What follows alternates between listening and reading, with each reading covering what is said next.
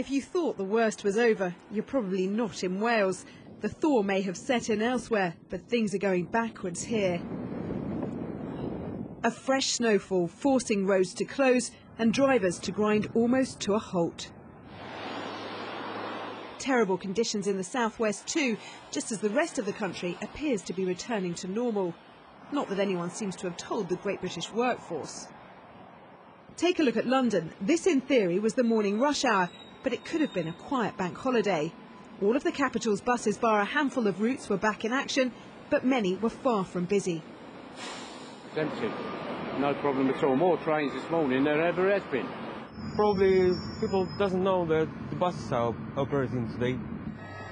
Maybe the messages were simply too mixed. Network Rail promised a better service, but some train companies and the Highways Agency are still advising against all non-essential travel. And after yesterday's blanket cancellations, airports are struggling to clear the backlog. So were the people responsible for our travel networks, especially in London, simply too complacent?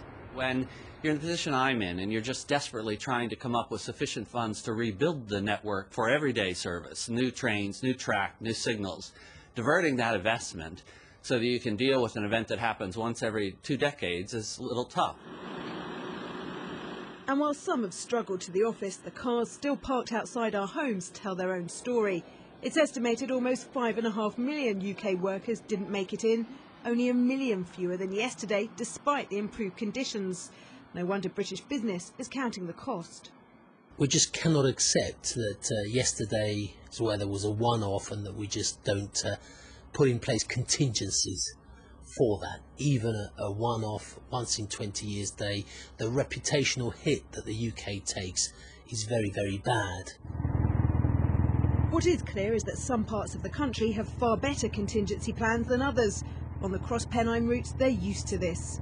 We knew it was coming, and we didn't get anybody stuck up here, which is the crux of the problem that we have. And thankfully, the locals people, they know how to drive up here. They've got plenty of things, so they can look after themselves. But most of the country isn't nearly as self-sufficient, which is why weather like this is estimated to cost British business more than £1 billion a day. With another wave of snow forecast to hit the country later this week, the outlook for the economy is about as bleak as the weather. Rachel Younger, Sky News.